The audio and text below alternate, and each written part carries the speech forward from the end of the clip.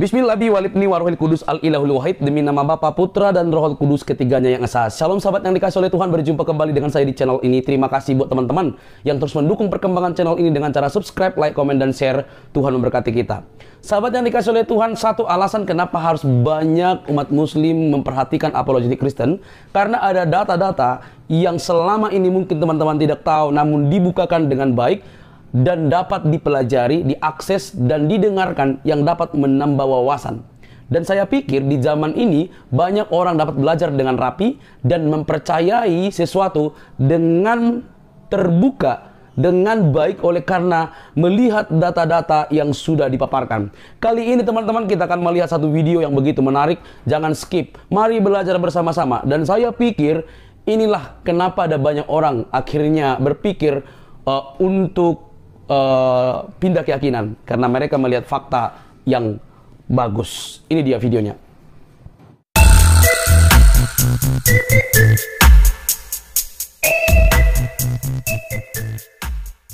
Membawa ayat, tapi Bang Zuma tidak menyebutkan ayat itu apa, karena kan kami nggak tahu itu ayatnya di mana.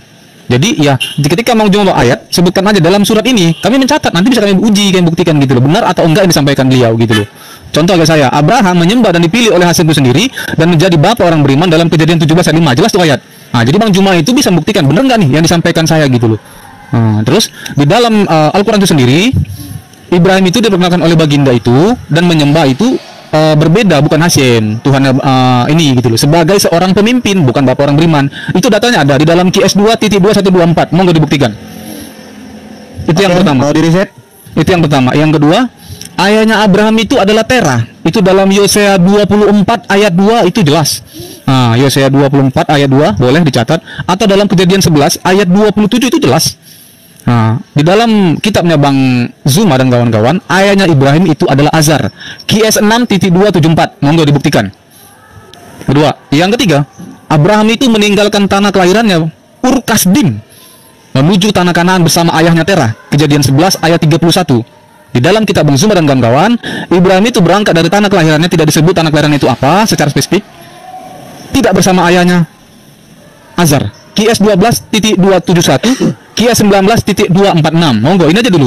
Yang nggak usah nanti terlalu banyak saya bawa. Monggo dibantah, silakan pakai data. Jadi enak kita gitu loh. Yang dibawa juga bisa menyimak. Monggo disambung Gurunda Edis. Terima kasih Gurunda Kristen.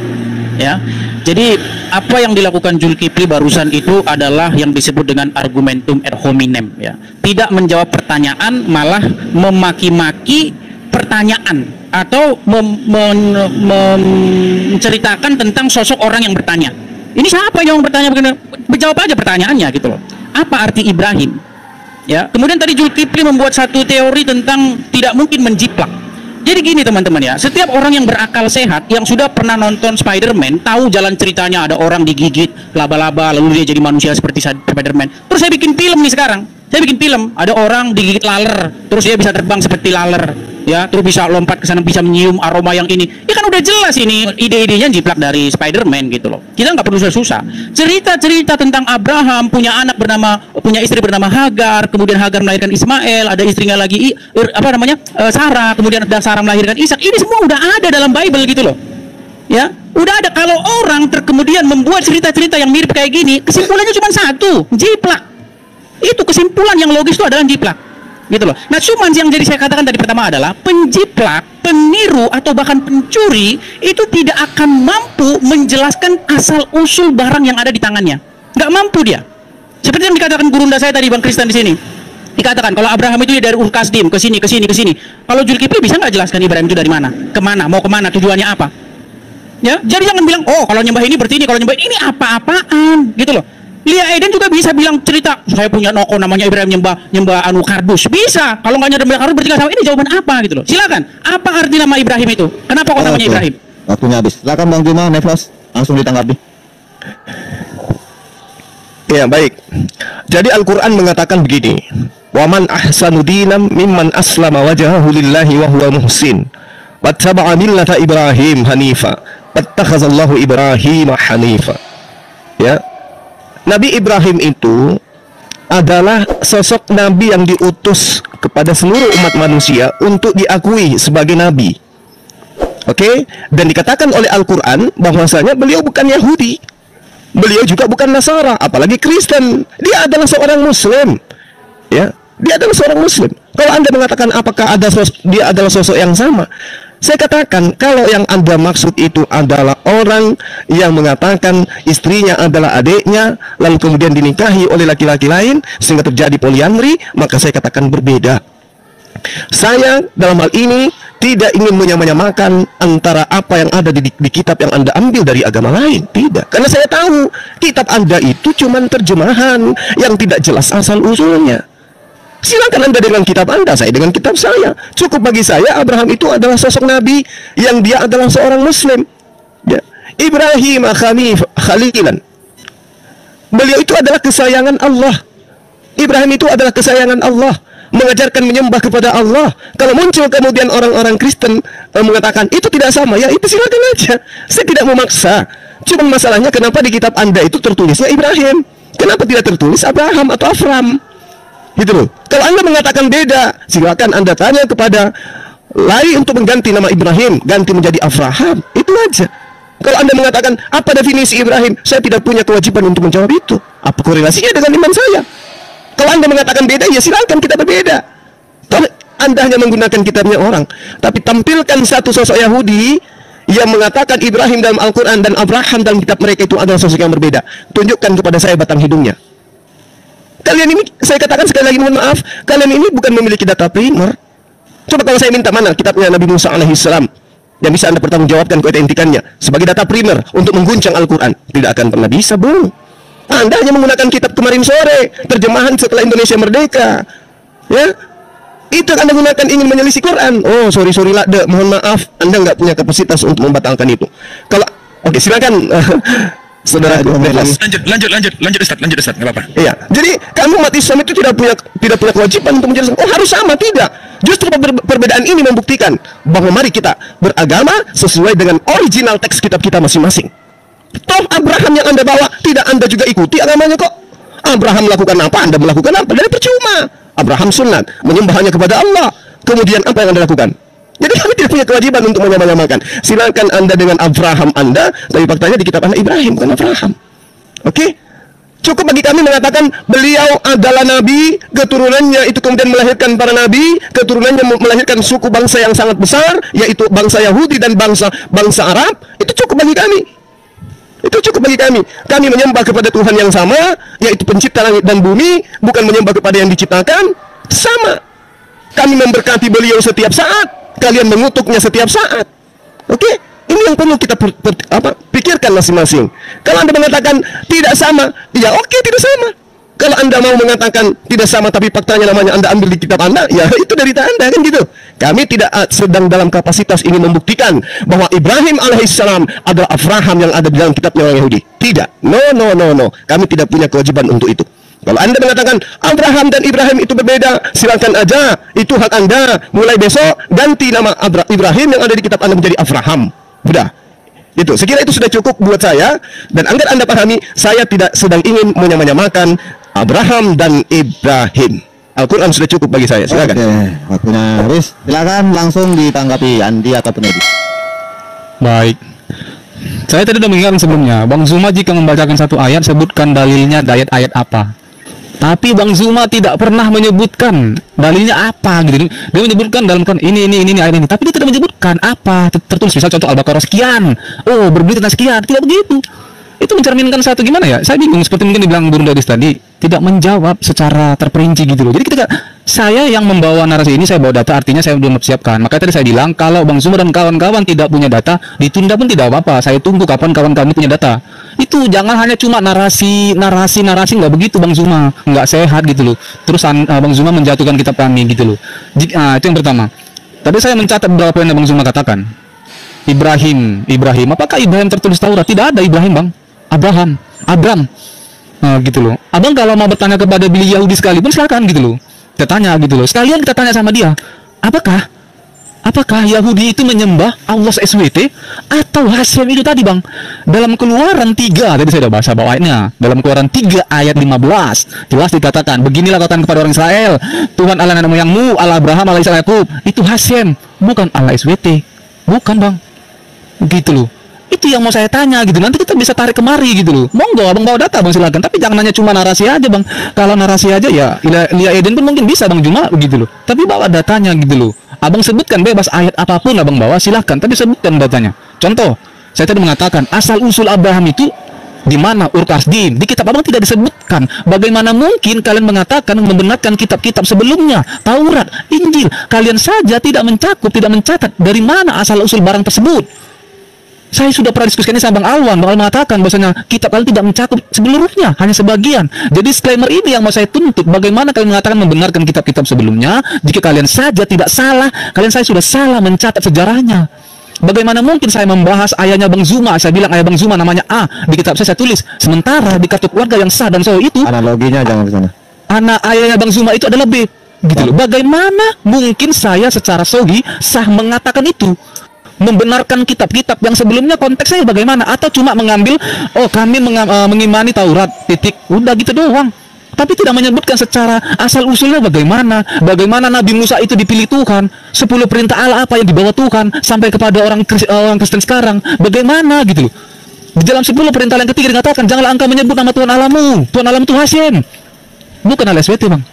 Ibrahim yang dibawa oleh baginda kalian itu menyembah LSWT sebagai pemimpin, ditunjuk dia, bukan bapak orang beriman. Saya bisa buktikan dalam case 2 124 dikatakan sebagai bapak, sebagai pemimpin, bukan sebagai bapak orang beriman. Di Alkitab itu Yahudi dan Kristen mengatakan Abraham itu adalah bapak orang beriman yang dipilih oleh Hashem itu sendiri. Garis bawahi bang, Hashem bapak orang beriman, asal usulnya dari mana?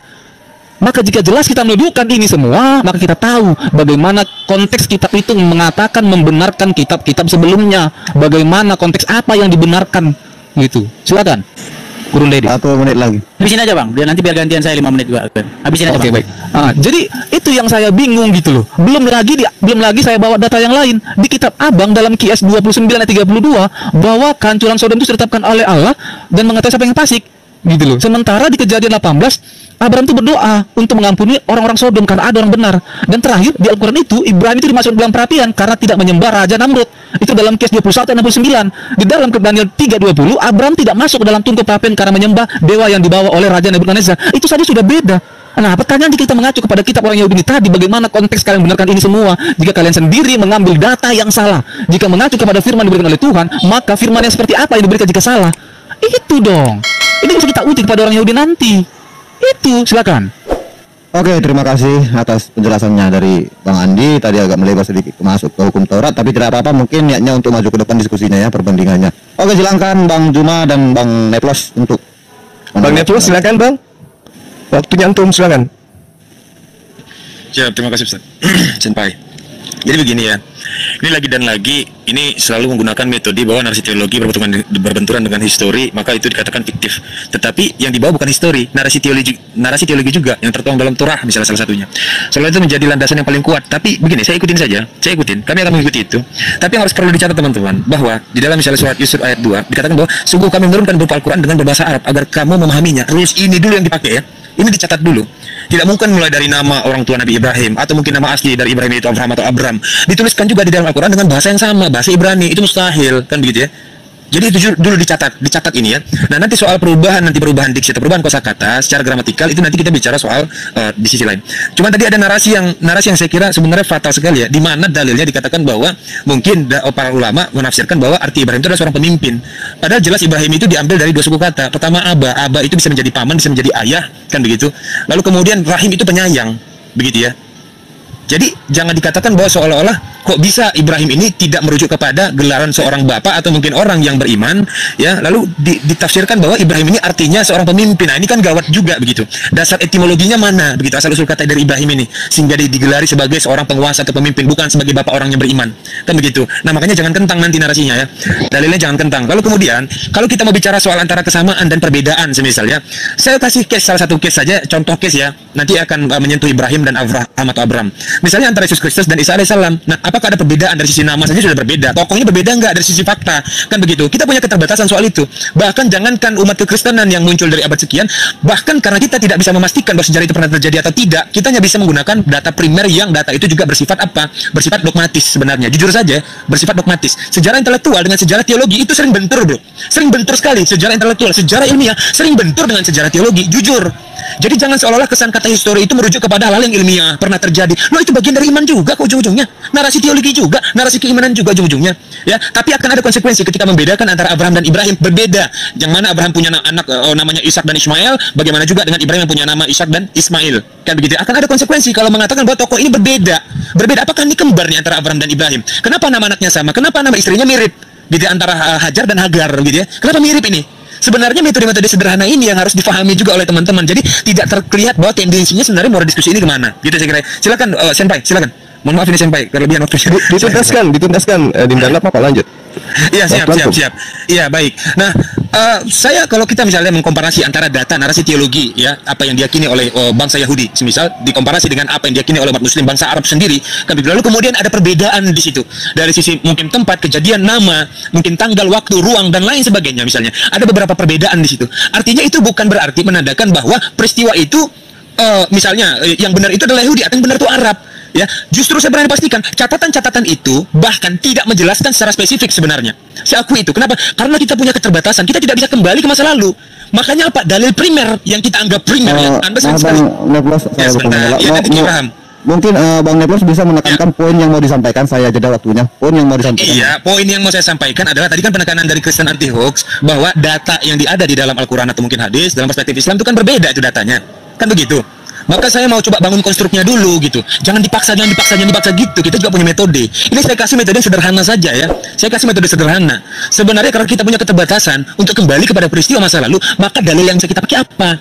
Dalil-dalil keimanan yang tertuang dalam narasi teologi. Itu sebenarnya bukan narasi histori, itu narasi teologi yang kebetulan ada historinya. Begitu ya. Jadi kalau sejarah itu banyak jenisnya lagi-lagi, sejarah kebudayaan, sejarah intelektual, sejarah ilmiah, sejarah nasional, sejarah internasional, dan banyak lagi jenis sejarah. Begitu.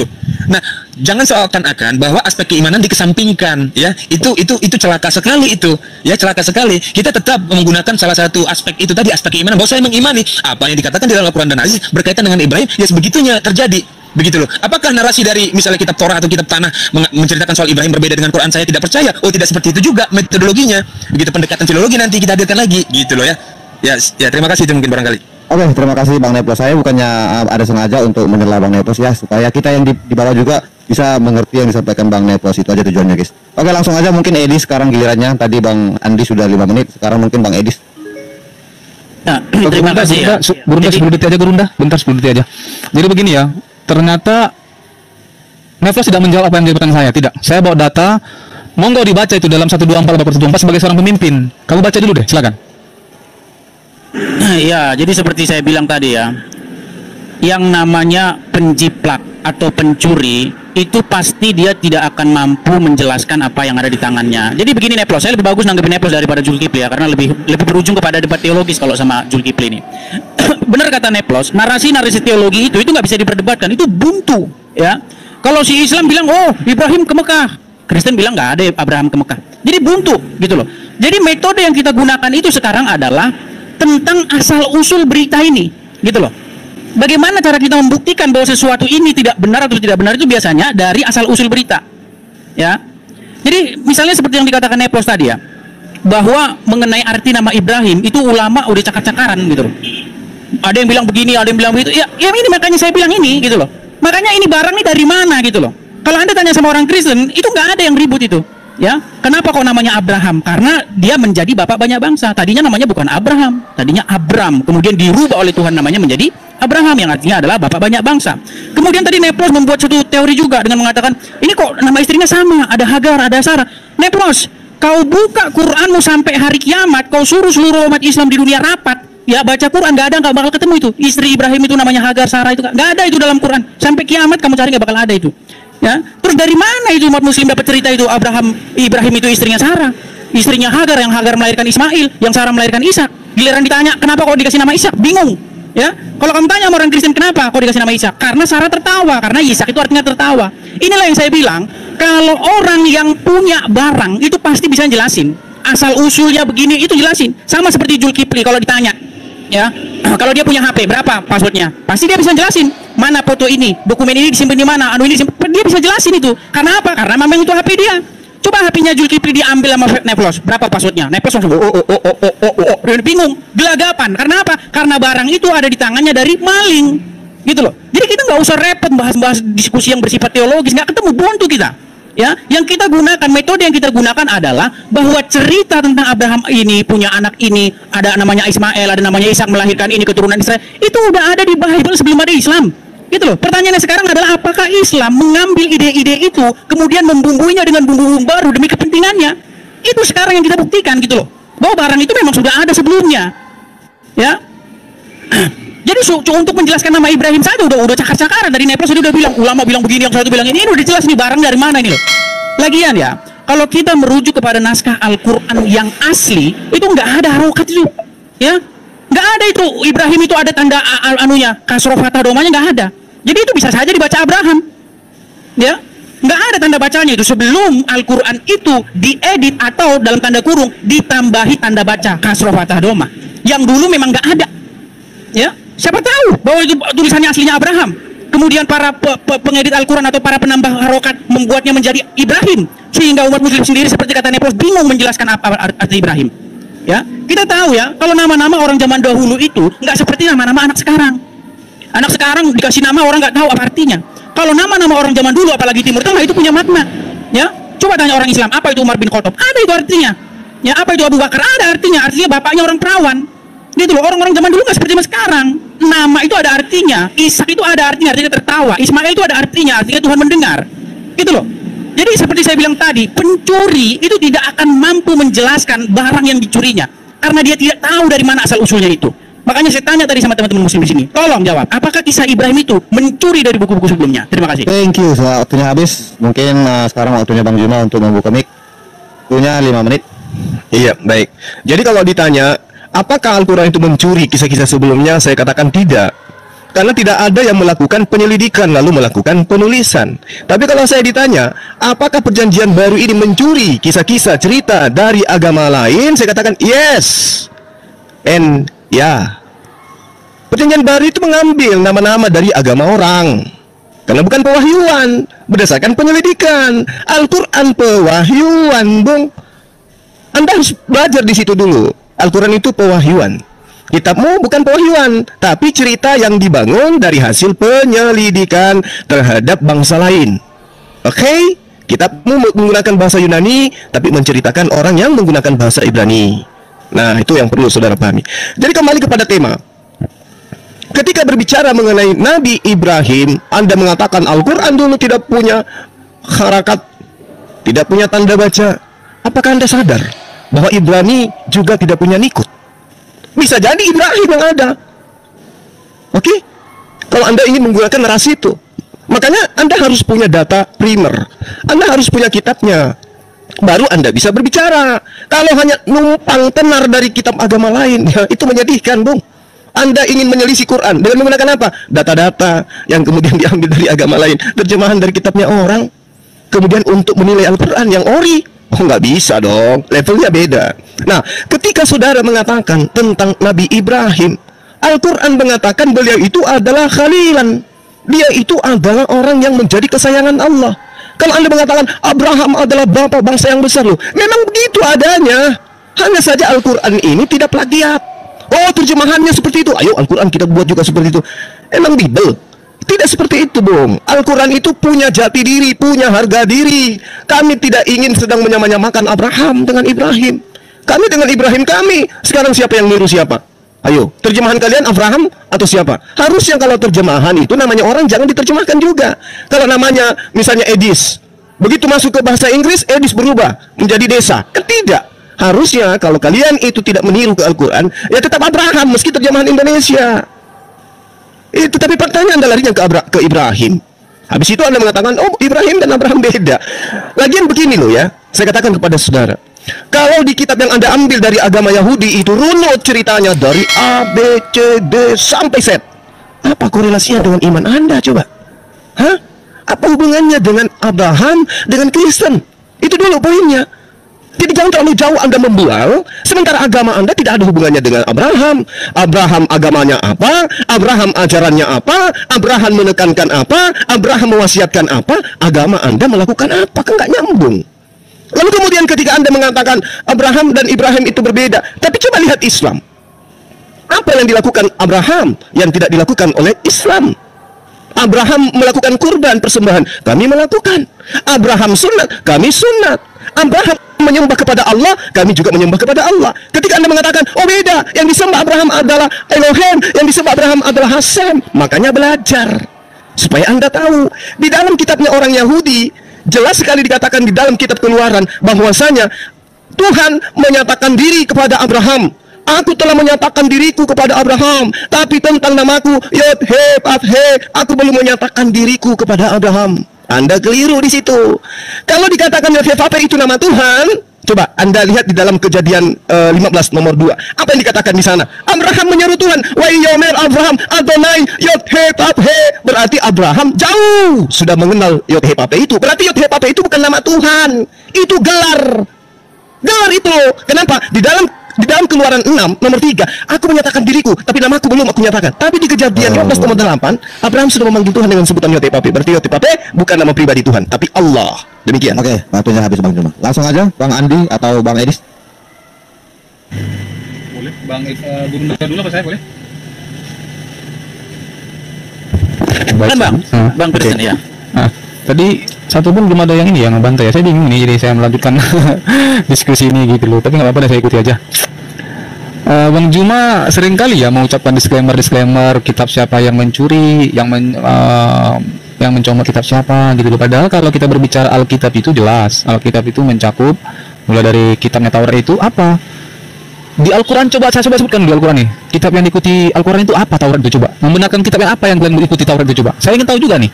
Nah, Alkitab itu udah jelas, ada Kejadian, Keluaran, Imamat, Bilangan. Itu kitabnya Taurat. Nah, yang tercatat lengkap.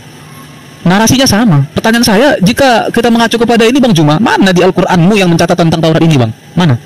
Tidak ada menyebutkan satu pun. Jadi kalau kata kitab mau membenarkan kitab-kitab sebelumnya, kitab Taurat, Injil, itu nonsen. Apa yang disebutkan tak ada, datanya dia udah beda, histori udah beda, bagaimana Anda mengatakan sama? Terus jika Anda mengatakan Hasyim segala macam, Anda boleh tanya Billy atau orang Yahudi sekalipun. Mereka tidak akan menyebut nama Tuhan Allah dan sembarangan. Hasyim itu sendiri. Jadi jika Anda mengganti saja, waduh, menyebut nama Tuhan saja sudah dikatakan dalam 10 perintah yang ketiga, dosa, nggak boleh. Apalagi mengganti dengan SWT, nggak ada itu Bang. Itu yang saya tanyakan. Mau nggak Bang jawab datanya gitu loh? Di mana orang Yahudi menyembah SWT? Di mana datanya? Dalilnya di mana? Itu yang pertama. Yang kedua, jika berbicara tentang mengimani tadi ini, membenarkan kitab Taurat tadi, siapa narasumber kalian? Belum ada yang bisa jawab gitu loh. Siapa narasumber yang membenarkan kitab-kitab Injil tadi? Monggo sebutkan siapa. Jika kalian katakan pewahyu dari Tuhan, bagaimana pewahyuan dari Tuhan itu jika salah? Wahyu salah, apakah itu Tuhan? Tuhan itu maha tahu loh, maha segalanya. Masa yang dikasih kitabnya salah? Bagaimana? Orang Yahudi mendengarkan saja tertawa gitu loh. Bagaimana umat ini mengatakan pewahyuan dari Tuhan, membenarkan kitab Taurat tadi, Injil, jika sejarahnya saja sudah salah?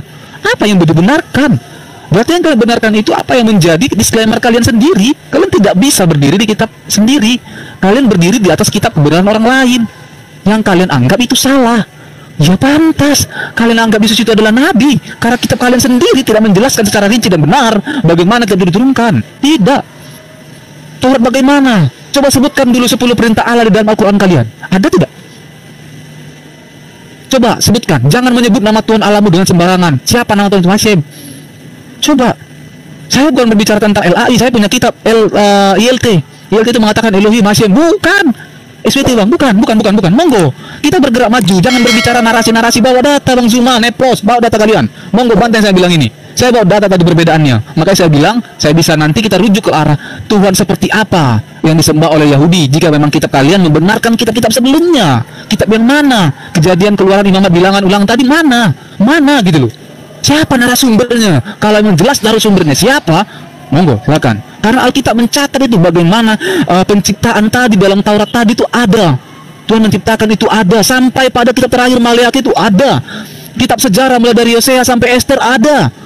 Bagaimana kitab kalian? Bagaimana? Itu yang saya sanksikan. Tapi jika kitab kalian hanya berdiri atas disclaimer yang kalian buat sendiri, pandangan iman kalian sendiri, narasumbernya nggak jelas, nggak tahu siapa, ya silakan. Itu iman kalian, dogmatis kalian.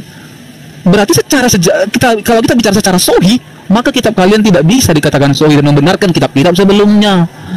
Gitu loh. Jika kalian mengacu kepada ini gitu loh. Karena orang Yahudi pun mungkin bisa ngamuk. Apa kami nggak menyembah SWT katanya. Bagaimana itu coba?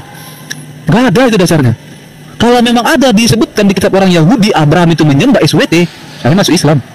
Nggak ada itu, brother, nggak ada. Jadi monggo dibawa data yang menyebutkan ini semua yang brother sebutkan tadi. Jangan coba hanya narasi A sampai Z kayak mana ya, kayak mendongeng menurut saya debatnya gitu loh. Nggak ada data, saya bawa data nih. Maka saya udah bilang kalau kawan-kawan tidak bawa data, monggo kita sudahi. Tapi kalau bawa data, monggo silakan sebutkan datanya, dalilnya dulu, baru ayatnya, baru enak kita mengedukasi yang dibawa. Demikian. Oke, terima kasih, waktunya sudah habis. Mungkin Bang Nepos atau Bang Tima. Silakan Bang. Silakan Ustaz. Antum gimana? Oke, kalau begitu sedikit aja ya. Sedikit Baik. aja saya termasuk ya, baik. Bilang situ dulu sana. Ya, jadi begini ya. Ini sebenarnya lagi-lagi kok fatal bener ya. Saya sudah lelah juga ya mengingatkan berkali-kali bahwa begini. Ini logis saja. Ketika tidak, semisal begini, ketika ada satu pernyataan mungkin barangkali atau mungkin satu pertanyaan yang tidak ada jawabannya karena tidak tertulis ya, tidak tertuang di dalam dalil-dalil kitab suci, maka berarti itu dianggap tidak ada. Wah, ini kan gawat. Saya pernah diskusi juga nih. Ini analogi saja. Saya pernah diskusi juga dengan teman-teman Kristen yang lain. Saya bilang begini. Ini salah satu contoh ya. Coba ada nggak dalilnya bahwa Maria itu melahirkan secara tidak normal? Ada atau tidak? Atau jangan-jangan dia melahirkan secara normal? Wah, itu tidak ada datanya. Ya udah, kalau begitu berarti nggak ada jawaban ya. Ya baik. Ada tidak data bahwa Yesus Kristus itu pernah buang air kecil misalnya? Pernah buang air kecil. Wah, tidak ada datanya Yesus pernah buang air kecil. Berarti Yesus tidak pernah buang air kecil ya. Seumur hidupnya tidak pernah buang air kecil, tidak pernah buang air besar. Kenapa? Karena nggak ada dalilnya, nggak ada datanya. Nah, ini orang-orang yang menyembah data susah juga. Kalau kita menyembah, wah, sebentar. Sebentar, ini saya pakai analogi. Waduh, ini susah. Ya, silakan. Ini susah. Kalau saya ngomong pasti dipotong.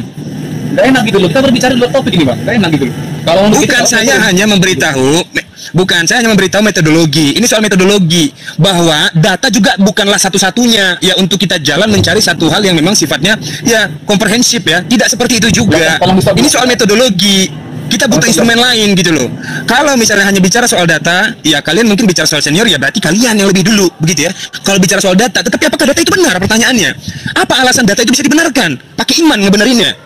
Atau kita data sejarah yang lain ini di luar dari keimanan? Coba, seperti Edis tadi sudah membenarkan, kamu itu mengunggulkan data, bahkan kamu seperti menyembah data, sedangkan data itu juga data-data keimanan ya. Maka yang kamu minta ini data apa dulu? Data histori di luar dari teologi, kita sama-sama nggak punya di sini. Jadi akhirnya kita akhirnya menggunakan peralatan lain, kan itu maksudnya. Silakan Senpai, saya sambil masak Senpai. Silakan Senpai. Iya. Jadi ketika Anda mengatakan di dalam Al-Quran, di dalam kitabnya orang Yahudi tidak ada itu SWT, Anda belajar lagi deh, belajar. Jelas di dalam kitabnya orang Yahudi, sembahan mereka itu disebut Wanissa, Soken an Wakados. Apa itu? Maha suci, maha tinggi. Apa itu subhanahu wa ta'ala? Maha tinggi, maha suci. Maha suci, maha tinggi. Sembahan Yahudi, sembahan Islam itu sama. Esensi yang maha suci, maha tinggi. Saya juga bisa mempertaruhkan iman saya ketika Anda bisa mengatakan, membuktikan Abraham menyembah Yesus anak Maria. Tetapi kalau Anda minta apakah Abraham menyembah esensi yang maha suci lagi maha tinggi, saya katakan yes, kitabnya Yahudi menerangkan itu. Yesaya 57 nomor 15 dan juga Yesaya 5 nomor 16. Jelas kan? Berarti sembahan kami sama. Coba Anda lihat terjemahan yang Anda punya tuh di Kejadian 17 nomor 7. Aku akan menjadi Tuhanmu wahai Abraham, Tuhan anak-anakmu, Tuhan keturunanmu secara turun-temurun. Jadi keturunan Abraham, baik Ismail maupun Isa, itu sudah dikatakan oleh Tuhan sendiri di dalam kitab yang Anda gunakan. Dia ini yang maha suci lagi maha tinggi ini akan menjadi sembahan keturunan Abraham, Ishak dan Yakub, Ismail. Paham ya? Itu kitab Anda harus Anda pahami di situ karena Anda mengambil dari agama lain. Kemudian, ketika Anda mengatakan Al-Quran itu narasumbernya siapa? Saya katakan ketika Al-Quran itu diwahyukan, narasumbernya adalah Roh Kudus. Yang kemudian Roh Kudus ini Anda ambil lagi-lagi, Anda ambil masuk ke dalam kitab saudara. Roh Kudus yang menjadi narasumbernya, yang diutus oleh Allah kepada baginda Rasul Muhammad SAW. Itu yang perlu Anda pahami. Ya, jadi kalau Anda berbicara mengenai Al-Quran tentang Taurat, Al-Quran mengatakan Taurat diberikan kepada Musa, udah selesai. Taurat itu untuk Bani Israel, udah selesai. Yang masalah Anda membahas Taurat. Tapi apa hasilnya? Dengan matinya Yesus di atas tiang salib, dia telah membatalkan Taurat dan segala aspek yang ada di dalamnya. Jadi percumi, tidak ada gunanya. Silakan. Ini habis mungkin Bang Edis buka mic. Ya. Jadi seperti saya bilang ya teman-teman ya. Satu yang saya benarkan dari Neplos adalah memperdebatkan yang hal-hal bersifat teologis itu tidak akan pernah ada ujungnya, teman-teman semua.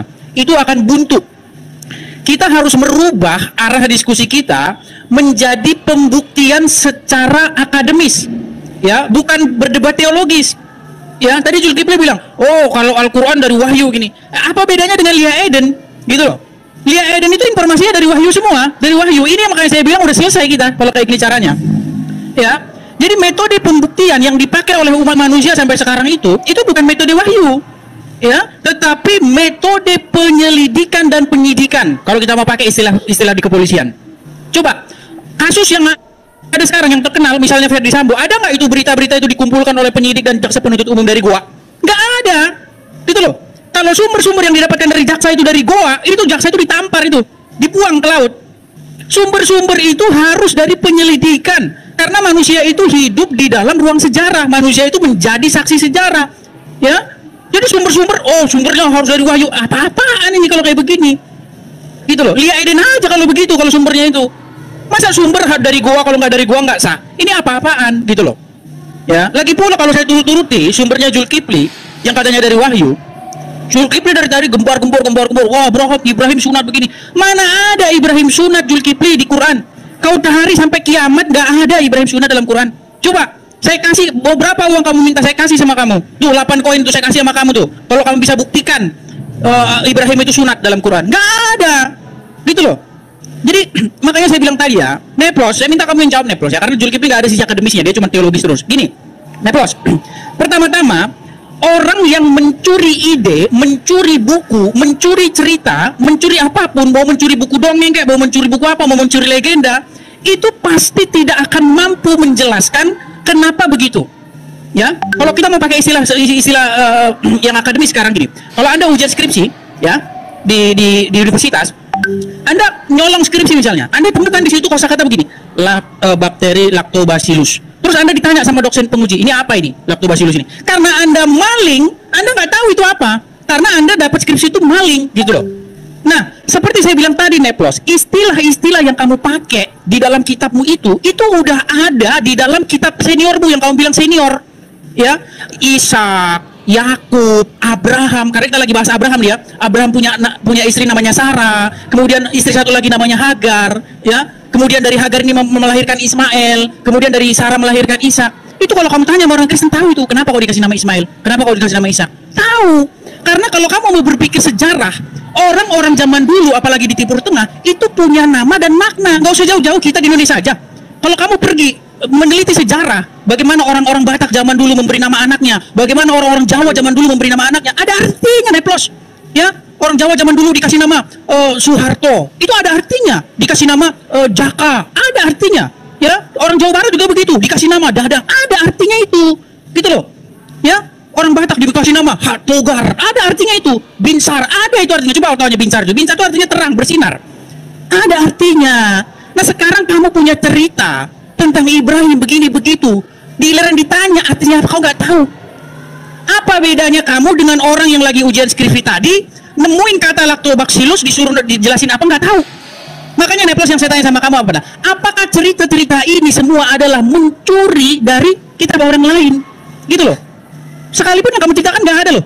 Nggak ada dalam Quran itu ada Ibrahim itu punya istri Sarah Hagar itu. Buka sampai kiamat kamu gak bakal ketemu. Ini 10 tahun nih baca Quran. Nggak ada itu. Dari mana kalian dapat itu semua? Gitu loh. Itu pengujian kita, bukan mau debat-debat ini teologis. Silakan. Oke, waktunya habis. Boleh Bang Juma, tahu Neplos? Silakan Dinda Neplos, lanjut. Siap Senpai, izin Senpai, ini saya coba. Jadi begini, awalnya saya senang bahwa dia mau coba masuk kepada ranah yang lebih akademis ya. Tapi di akhir saya kecewa. Jadi begini.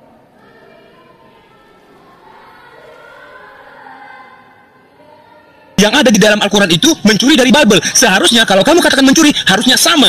Al-Quran dan Bible isinya sama. Baru kamu layak katakan pencuri. Ya, di dalam Quran saja berbeda. Begitu loh. Jadi gugur dalam teori sisi akademis, gugur juga dalam sisi keimanan kamu di sini. Kamu gugur dalam dua hal, begitu. Atau pencuri saja kamu tidak tepat penempatannya. Pencuri itu harus jelas barang yang saya curi. Kamu pakai analogi handphone. Handphone kamu iPhone misalnya dengan password 1234. Saya curi handphone kamu. Apakah passwordnya berubah? Tidak berubah. Passwordnya haruslah sama, handphonenya haruslah sama. Baru saya dikatakan pencuri. Tetapi Al-Quranul Karim berbeda dengan Bible dalam beberapa hal. Dan beberapa hal yang berbeda itu justru ditegaskan karena ada perubahan justru di dalam Bible. Penambahan-penambahan dari umat manusia. Sebagaimana dikatakan Senpai bahwa memang itu adalah kitab penyelidikan sebagian. Ya, sebagiannya lagi mungkin kesaksian, kan begitu kira-kira. Jadi penempatan kata dulu kita di ini ya, diberesin, baru nanti kita masuk lebih dalam. Saya akan mau masuk lebih dalam kalau kalimatnya diberesin dulu. Silakan Senpai, izin. Baik. Nah, pencuri kitab.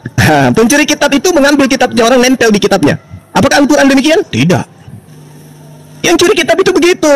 Nyata-nyata agama Yahudi punya kitab, diambil terjemahannya, ditempel di kitabnya agama lain. Itu mencuri. Kalau narasi itu yang Anda ingin besar-besarkan, Bung. Ketika Anda mengatakan di dalam Al-Quran tidak ada Abraham itu disunat, Anda harus memahami bahwa sumber hukum di dalam Islam selain daripada Al-Quran itu adalah hadits. Hadits Bukhari dan Muslim mengatakan Ibrahim Al-Khalil itu disunat. Udah final kita di situ. Nah sekarang masalahnya kitabnya Yahudi mengatakan Ibrahim disunat, hadis juga mengatakan disunat, Anda sendiri tidak sunat. Jadi apa untungnya Anda membahas materi ini? Kemudian ketika Anda mengatakan tentang nama, isi ini ada namanya, Edis ada namanya, Bung, Ibrahim itu Anda sendiri mengimani dia asalnya dari mana? Ul-Kasdin. Berarti dia punya arti nama, kalau memang punya arti nama, sesuai tempat di mana ia dilahirkan. Masa ia Edis dilahirkan di Manado misalnya, terus dia harus ke Jawa. Nanti di Jawa baru diakui Edis, kalau di Edis ada artinya dalam bahasa Jawa. Kan lucu itu. Al-Quran hanya menyebutkan Nabi Ibrahim datang ke atas muka bumi ini sebagai bapak para nabi. Itu yang disebutkan, bukan membahas tentang arti nama. Masa ia orang Yahudi begitu masuk ke Arab harus ada arti namanya? Ini lucu, Anda tidak menggunakan logika dengan baik. Anda harus mengetahui bahwa nama itu diartikan sesuai dengan bahasa di mana orang itu lahir. Wah, Abraham lahirnya di mana? Kenapa harus di Al-Quran ada arti namanya juga? Itu namanya tuyul. Silakan. Oke, terima kasih. Mungkin ini tadi ada saya baca, Bang Edis, saya kena restrict. Jadi dia nggak bisa naik pakai akunnya ini. Mungkin Bang Edis mau pakai akun yang lain kalau mau. Ya kita tunggu ya Bang Edis, pakai akun yang lain aja nanti di taping aja di bawah. Sekarang kita kasih aja waktunya 5 menit buat Bang Andi. Iya lagi dan lagi kembali ada perkataan dari kawan-kawan mencuri siapa yang mencuri siapa, sementara di perkataan Neflos tadi kalau kitabnya kami itu lebih senior. Bagaimana mungkin kitab yang duluan ada mencuri kitab yang belakangan ada? Logika Anda coba ngomong gimana? Saya bingung nih. Bagaimana mungkin kitab yang duluan ada jauh berabad-abad duluan ada dibandingkan kitab yang belakangan ada? Apa yang dicuri dengan yang belakangan ada? Monggo Bang Juma, Anda membangun argumen Anda atau membangun logika Anda gimana coba? Atau kita persempit saja narasinya begini. Sebutkan satu saja tokoh dalam kitab Anda yang berada di abad ke-200. Nanti monggo dijawab. Kalau memang ada, jika memang mengacu kepada mencuri kitab tadi. Karena Nepos mengatakan kitab senior itu kitab kami. Bagaimana Bang Juma itu gimana ya mendeskripsikan logika Anda itu tadi coba bagaimana? Atau Anda cuma menarasikan saja seperti yang dari awal tadi, membacakan ayat tapi tidak menyebutkan ayatnya di mana? Saya bingung gitu loh. Kita berbicara bahwa datanya monggo dibacakan. Oh di surat ini dikatakan gitu loh. Misal Al-Baqarah 222 jelas. Oh tentang ini. Oh bisa kita cek. Saya catat nih. Enak. Saya bawa data gitu kan. Kejadian 1131 monggo dibaca. Seperti Bang Neplos tadi tidak jelas dikatakan sebagai pemimpin, padahal Al-Baqarah 124 dikatakan sebagai pemimpin. Kamu baca lagi Neplos, gitu loh. Saya membaca saja pun, saya mencari data pun saya baca, oh jelas sebagai pemimpin. Kamu bilang bukan sebagai pemimpin, loh bagaimana? Gimana? Ini diskusi bagaimana nih sekarang kita bingung gitu loh. Makanya saya tadi bilang kepada kawan-kawan kalau kalian tidak bawa data jangan dilanjutkan. Ujungnya kita jadi hanya narasi saja. Dari tadi Bang Juma hanya narasi saja, narasi tidak menyebutkan satu dalil pun di mana dalilnya. Gitu loh, saya udah bawa data ini, saya udah persiapkan. Tapi kalau emang belum siap nggak apa-apa, saya tunggu. Seperti Unirifa, tunggu ya. Nanti saya siapkan data. Oke, nggak apa-apa, fair. Atau seperti yang Nandar, saya nanti bilang saya tidak menguasai Al-Quran, saya menguasai Alkitab. Oke, silakan, fair. Saya paham arah pembicaraan. Ini kalau cuma narasi doang dari tadi berbicara, pendekatan mitologi segala macam lah. Aduh, bagaimana? Saya berbicara tentang kekuatan kitab itu. Jika berbicara sejarah itu tadi, kitab itu bisa kita lihat dari sejarah asal usulnya gitu loh. Asal usul itu barang itu diturunkan bagaimana, siapa yang menurunkan. Itu yang jelas jika berbicara tentang ini tadi. Maka setelah kita berbicara nih tadi, kalau ada kesamaan, kita berangkat lebih maju lagi ke pendekatan bagaimana kita cari narasumbernya. Harusnya begitu dong, gitu loh. Saya bawa data, monggo dibantah, benar atau tidak. Toh itu tertulis dalam Al-Quran kalian. Kalau salah mau diperbaiki, kan udah selesai. Gitu loh. Jadi datanya jelas, saya udah bawa. Atau kita topiking aja ya, saya yang bawa cara terakhir tadi aja ya. Dalam Al-Quran itu, Ibrahim itu dimasukkan dalam tungku perapian karena tidak menyembah dewa yang dibawa oleh Raja Namrud. Dalam Alkitab itu jelas, itu tidak masuk Abraham tadi, gitu loh. Bahkan Abraham itu sampai dia mati, anaknya Ismail itu ada, ketemu dengan Ishak. Jadi bagaimana nih coba kitab kalian ini coba bagaimana?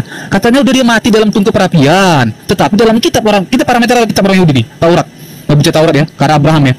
Karena dalam kitab Taurat orang Yahudi sendiri, Abraham itu mati, itu dia anaknya Ismail dan Ishak itu ketemu pada saat lihat bapak Abraham itu mati gitu loh. Bagaimana coba kalian menyanggah ini coba? Bagaimana? Saya ingin dengar bawa data ya, jangan cuma narasi menyebutkan ayat ini nih, tapi tidak menyebutkan ayatnya apa, dalilnya apa. Itu sama aja kalian mendongeng. Mending kita sudahi gitu loh. Karena capek jika bicara begitu. Silakan. Oke, waktunya saya langsung riset aja. Kita monitor dulu. Ica Nisan. Halo. Halo, selamat siang, assalamualaikum. Oke, maaf ya Pak, kirain tadi Edis. Maaf ya Pak. Saya turunkan dah. Oke, langsung aja Bang Juma atau Neplos langsung menanggapi sambil kita menunggu si Edis. Silakan Dinda Neplos. Ya, izin Ustaz, saya karena Tunggu sebentar, jangan mulai dulu, jangan mulai dulu kan. Saya bilang tadi bawa data ya. Jika Bang Juma, Bang Nepos menyebutkan satu ayat, monggo sebutkan dulu dalilnya apa. Nanti harus buktikan benar atau enggak gitu loh. Silakan. Ya, baik. Jadi begini ya, saya sambil makan ya. Karena terlalu santai. Jadi begini.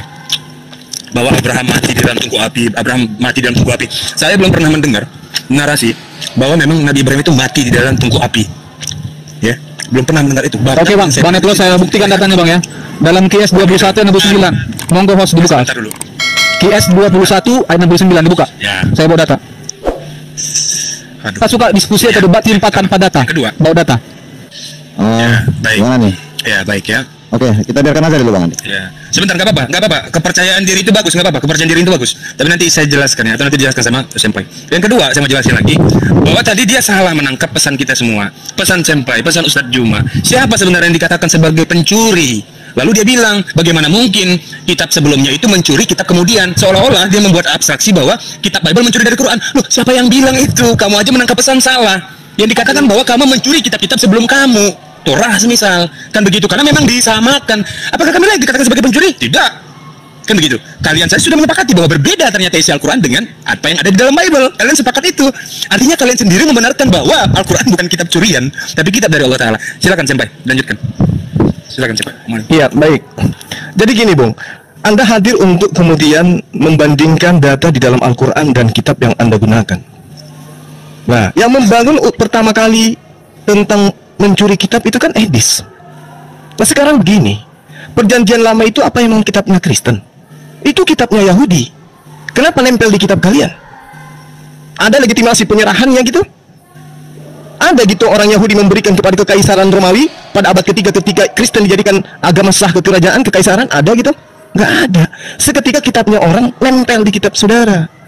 Lalu kemudian ketika Anda mengatakan kitab Kristen itu lebih tua daripada kitab umat Islam, tunggu dulu, sabar. Kalau yang Anda maksud itu Torah, kalau yang Anda maksud itu Injil, saya katakan iya. Tapi kalau yang Anda maksud itu perjanjian lama, perjanjian baru, sabar. Itu baru diterjemahkan tadi pagi. Pada saat saya sarapan itu baru muncul terjemahan kitab Anda itu. Dan itu yang Anda jadikan kitab. Kitab Anda adalah kitab terjemahan, bukan Taurat, bukan Zabur, bukan Injil. Lembaga kitab Anda saja baru beberapa tahun didirikan. Makanya di dalam kitab Anda itu lebih banyak istilah Al-Quran daripada istilah Yunani. Padahal original teks kitab Anda itu adalah bahasa Yunani. Lebih banyak meniru Al-Quran. Sampulnya aja coba Anda lihat kitab Anda. Apa yang tertulis itu? Alif Lam Kitab, Al-Kitab. Ambil dari mana itu? Dari Al-Quran. Jadi Anda kalau membawa sebuah narasi, coba dewasa dulu berpikirnya. Kitab Anda itu baru tadi pagi datang, baru dibangun. Itu pun kita tidak tahu dari mana asalnya. Yang saya tahu, kitab Anda yang paling baru adalah kitab yang direvisi dari terjemahan yang sebelumnya. Bukan diambil dari Taurat. bukan diambil dari kitab Kejadian miliknya orang Yahudi, bukan diambil dari Zabur Mazmurnya orang Yahudi, bukan, tapi dari terjemahan ke terjemahan. Makanya saya katakan Spanyol. Ya, mohon maaf. Nah, ketika kemudian tadi si Edis mengatakan Rasulullah Muhammad SAW tidak melakukan apa-apa, kemudian tiba-tiba dia menarasikan tentang kitab-kitab terdahulu, tentang orang-orang terdahulu. Bohong, saya katakan kepada kalian. Nabi Musa alaihissalam tidak melakukan penyelidikan seketika dia datang membawa cerita-cerita tentang Nabi Ibrahim. Nabi Musa alaihissalam tidak melakukan penyelidikan seketika kemudian dia datang menceritakan tentang Tuhan pencipta langit dan bumi, menciptakan langit dan bumi. Nabi Musa tidak melakukan penyelidikan seketika wahyu datang kepada dirinya. Baginda Rasulullah Muhammad SAW juga tidak melakukan penyelidikan seketika wahyu datang kepada dirinya. Bagaimana dengan kitab saudara? Bukan hanya sekedar penyelidikan, tapi ada seleksi. Oke, makanya ada yang dibuang, ada yang dikatakan apokrifa dan seterusnya. Ada yang dilawaskan, ada yang diterima. Yang sesuai dengan apa yang diajarkan oleh Romawi Yunani, itu yang diterima. Yang bertentangan ditolak, dikatakan itu palsu.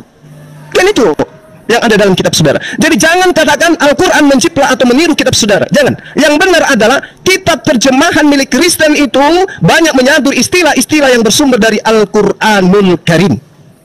Dari sampulnya aja. Tidak berani mereka menggunakan istilah Yunani, Biblos. Tapi dia lebih cinta kepada bahasa Al-Quran, Al-Kitab. Saya kalau jadi Anda, saya masuk ke kamar mengurung diri Anda 1 tahun baru keluar karena malu. Demikian. Oke, soalnya selesai. Mungkin ini pembahasannya juga udah mulai.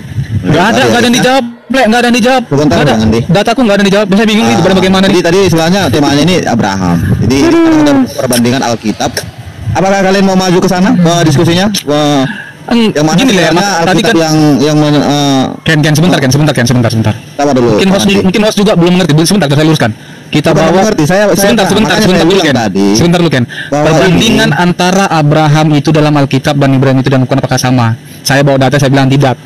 Oke, saya bawa clue-nya begini. Di dalam Al-Quran seperti yang bilang Neplos tadi, nggak ada. Neplos kalau baca lagi, kamu kamu paham. Dalam QS 21:9 itu ada. Sabar, Abraham Bang, Ibrahim itu dimasukkan di sini, Bang. Kita baca waktu di sini. Jangan berbicara yang lain-lain kita Sabar jadi. dulu, nanti dikasih abang ngomong, Bang Andi. Sabar, Bang. Nanti dikasih ngomong. Oke. Jadi gimana nih, Mas? Saya melihat diskusi ini mentok. Jadi ini cuma berputar-putar di situ, lari-larinya udah ke nanti ke tentang Alkitab yang mana yang mencaplok, Al-Quran yang mana mencaplok. Apakah kalian mau membahas ke sana? Itu yang pertanyaan sekarang. Bukan mencaplok, Le. Ini kan berbicara tentang Abraham Bentar, itu. Bang Andi. Tadi Edis menarasikan mencuri gitu loh, mencuri. Pertanyaan, ya. Jadi Kalau saya ditanya, saya samina wa atona dengan Ustadz Juma, itu aja. sabar, Bang Neplos. Tadi juga yang mengeluarkan kata-kata mencuri itu dari kita Kristen juga. Kita harus balance. Nah, jadi Bang Juma juga mengatakan bahwa Alkitab itu mencuri dari kitab Yahudi. Jadi pembahasan kalian ke sana jadinya larinya. Apakah kalian mau membahas ini? Itu aja. Tentang siapa yang mencaplok? Ikut aja. Aku tetap pada argumen yang saya bawa tadi, mosi yang saya bawa tadi. Cuma kan cara guru Edis tadi itu kan berbeda mungkin dengan cara saya. Kalau cara guru tadi pembuktian akademis, tapi saya berbicara tentang histori tadi, asal usul kitab tadi. Itu aja. Jika kita mengacu kepada kitab Yahudi tadi, gitu. Itu. Maka kalian kan juga narasumbernya di atas. Bahwa sih Edis juga tadi. Parameternya kitab Yahudi tadi gitu loh. Enggak loh, kamu berbahaya loh. Kalau kamu bicara Nggak ada yang berbahaya, Neflos, nggak ada yang berbahaya. Terus itu asal Nggak ada yang berbahaya. dari mana? Jadi Menurut begitu. kamu yang Ya, itu berbahaya. bahayanya sebenarnya. Menurut Kan kamu, gitu. saya bawa Tadi ini data kita ke sudahi aja, Neflos, kita datanya ganti. kamu bantah. Gini gitu. aja Andi. Kita anggap aja Lanjut ini saja, tidak tidak. bisa lagi dilanjutkan karena udah muter-muter di sana. Bang Andi masih mau melanjutkan seperti yang Dari saja lah. bilang tadi? Kan saya pikir kawan-kawan mengerti gitu loh substansi yang saya bawa, ternyata enggak ya. Intinya kita tidak bisa menyimpulkan di atas, Pak. Kalau Bapak menyimpulkan di atas nanti pasti ada perdebatan lagi di atas ini. Karena gini, Le. yang ini. Begini, Le, saya bawa data dari kitab kedua, benar atau tidak. Parameternya kitab orang Yahudi tadi. Paham? Nah, oke lah. Kita orang Yahudi yang Anda maksud itu yang mana? Gitu loh. Taurat. Bung. Taurat. Abraham itu di Taurat. Maksudnya Taurat yang mana? Perjanjian lama buatan lain. Sekarang saya tanya dulu, sekarang tanya Bang Juma dulu. Taurat dalam Al-Quran itu apa? Loh, kok larinya ke Jadi sana? sebenarnya yang saya tawarkan di topik ini nyambung nanti ke Abraham, nyambung itu kisi-isinya semua. Makanya saya Taurat yang bilang, Anda maksud Kita bicara yang Taurat, tadi bilang perjanjian Taurat lama itu, milik lagi. Taurat itu adalah kejadian, keluaran, imamat, bilangan dan ulangat. Kitab ini termasuk kitab Nabi Musa tadi. Udah berapa kali menceritakan- revisi kitab Anda itu perjanjian lama itu, Bang? Tunjukkan Oke, revisinya jika memang kamu mungkin, mampu kita menunjukkan sudahi revisinya, dulu Bang. ya, guys ya. Itu aja, Kita Bang. ambil ke kesempatan Itu aja, Bang. Jika Bang Juma mampu menunjukkan data revisinya, silakan. Terus Kita- tadi kita Anda tolak mengatakan ukur Al-Quran parameternya Al-Karim. kitab Yahudi Surah apa tadi. tadi itu? Anda mengatakan Nabi Ibrahim mati dibakar. Itu di mana? Itu saya ketawa dengar. Dalam QS 21 ayat 69. Bang buka aja. Itu dibakar. Ada nggak dikatakan mati di situ? Dalam itu Abraham itu dimasukkan ke dalam perapian pada zaman Raja Namrud. Terus kelanjutannya Ayat selanjutnya gimana? apa? Coba dong baca aja sendiri kitab abang kok. Qulna ya naruhuni bardan wa salaman ala Ibrahim. Disulap lagi. Api itu menjadi dingin. Nah, itu dia. Lalu kemudian Abraham diselamatkan. Nah, di dalam Alkitab Perjanjian Lama atau dalam Taurat itu Perjanjian tadi, Lama. dalam Taurat tadi itu tidak disebutkan Abraham masuk ke dalam tungku perapian. Kalau disebut Makanya saya bilang berbeda. kalau disebutkan menjelaskan kalau historinya disebutkan berbeda. pun, maka kalian akan mengatakan kami merampok. Sedangkan tidak sama aja kami dituduh mencuri, apalagi sama. Bang Juma. Jadi biarlah kita berbeda. Oke, Silakan jadi saya kita tidak berbeda berbeda. karena gini. Andi juga berbeda, Anda ya? Abraham, Bang Zuma, saya Ibrahim. Bang Zuma, Bang Ya, Neflos, silakan kita saya berbeda. tidak ada dari awal menyebutkan kata mencuri atau merampok. Tidak ada. Iya, Tapi iya. saya ingin Oke, biarkanlah membuktikan kita berbeda. Berarti, membuktikan oke, kebenaran sebentar, kita tadi. Tapi kalau kalian ingin masuk ke itu teknik aja. intinya atau isi-isinya, kenapa bisa berbeda? Itu kutawarkan tadi. Alkitab dan Al-Quran tadi. Dindakian saya pamit dulu mau salat zuhur. Jadi mungkin sore iya. atau malam kita lanjutkan gitu. Oke Bang Juma, terima kasih Bang Juma. Terima kasih. Iya, iya. Kalau ada salah kata mohon maaf Bang Juma ya, Bang Neflos juga. Saya juga Adindaku ya. Siapa lagi namamu? Andi siapa lagi? Lupa saya. Anak muda ini. Ya pokoknya kalau ada salah kata mohon maaf lah Bang Juma, Bang Neflos. Saya juga minta maaf ya, saudaraku Ken. Saya bukannya ini tidak mau kesini. Sibuk dan banyak. Iya siap. Banyak juga Bang Juma ya. Ya Bang Juma. Aku sering kok Bang bilang Bang Juma bilang sibuk. Aku masuk kok di rumah Bang Juma. Ya sehat-sehat lah kita semua. Makasih ya. Sehat-sehat. Oke, Bang. Oke. Oke, makasih Ken. Makasih Ning Rifa. Ya, Ning Rifa. sama-sama. Saya pamit duluan. Siap. Ya, assalamualaikum warahmatullahi wabarakatuh. Waalaikumsalam warahmatullahi wabarakatuh. Jadi seperti itu ya guys ya. Karena kita menyimak diskusi Pamit ini. ya, Bro. Oke, Bang Neplos. Terima kasih banyak ya roomnya ya. Sama-sama Bang Sukses Neplos. lah, pokoknya. Ya Unirifa pamit ya teman-teman semuanya pamit. Assalamualaikum warahmatullahi wabarakatuh. Oke. Jadi sebenarnya dari tadi udah pertengahan apa tadi apa namanya ya?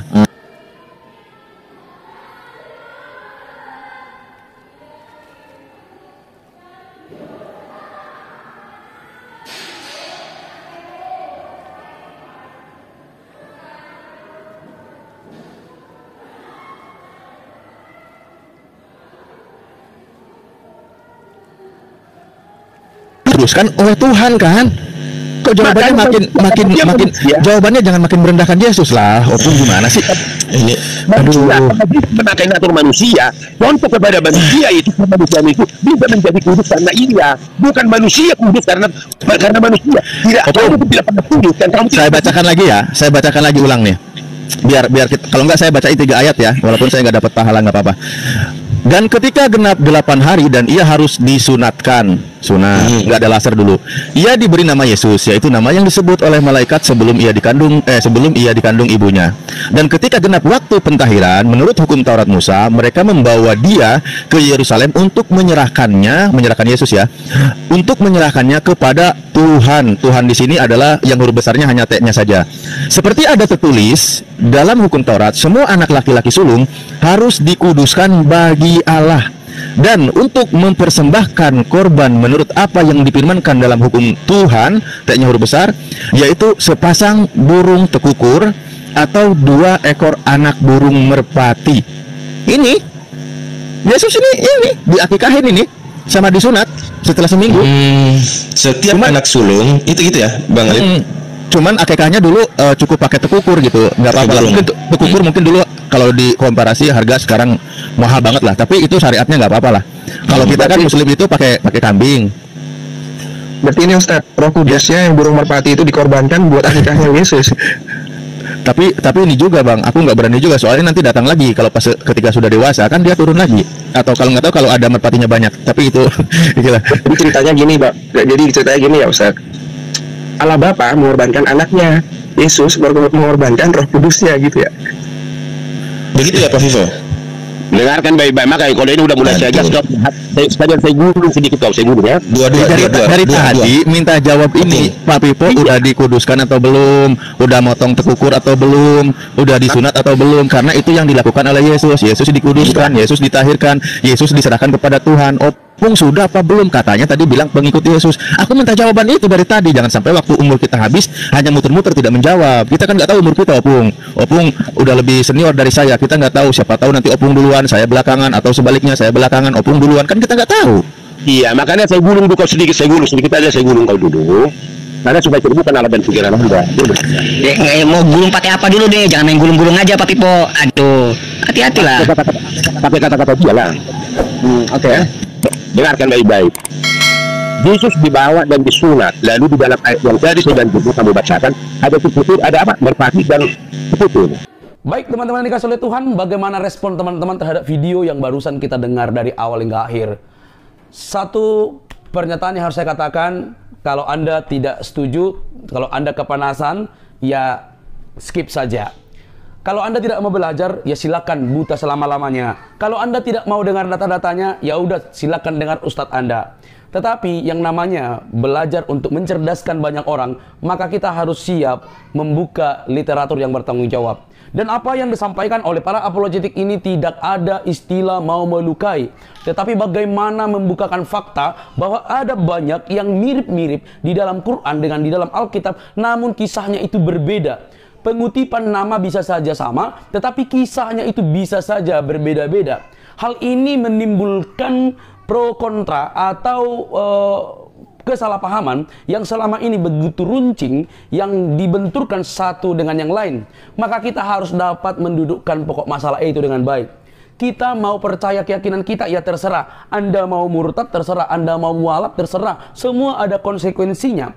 Tetapi kita harus berdiri di dalam keimanan kita yang berlandaskan dengan baik, sesuai dengan sejarah, literatur, dan ceritanya itu tidak lompat-lompat, namun tertata rapi, dipercaya, disaksikan, bukan asal-asalan. Teman-teman, saya memberikan sebuah video ini supaya ada banyak orang yang akhirnya melihat data ini dengan terang dan berpikir bahwa apakah yang teman-teman yakini itu sudah benar, sudah tepat, atau hanya karena ajaran harus imani dan segala macam. Jadi kalau teman-teman kepanasan, ya berhenti saja, nggak usah baper, karena kita di zaman ini harus dapat mencerdaskan banyak orang. Teman-teman yang dikasih oleh Tuhan, bahwa Kristus memang selalu memberikan kami perintah untuk meluruskan orang-orang yang menyalahpahami kekristenan. Mungkin teman-teman melihat ada banyak persamaan antara Quran dan Alkitab, nama-nama tersebut, tetapi kami harus percaya bahwa yang detail, yang tertata itu ada di Alkitab. Teman-teman boleh membantahnya dengan literatur, jangan bantah dengan lapor-melapor. Itu namanya anak kecil, tidak dewasa, bahkan tidak siap untuk menggunakan akal sehat. Betapa pentingnya kita mencari sesuatu untuk memperkuat keimanan kita. Bantahlah data-data itu dengan data, bantahlah literatur yang dibacakan dengan literatur. Jangan dibantah dengan cara melapor, itu namanya tidak dewasa. Teman-teman, kiranya kasih Kristus mencerdaskan Anda, memberi kesempatan kepada Anda untuk menerima keselamatan yang hanya di dalam Yesus untuk semua orang, untuk dunia ini. Sampai di sini video saya. Jangan lupa untuk mendukung saya dengan cara subscribe, like, komen, dan share. Sampai ketemu di video selanjutnya. Bye-bye.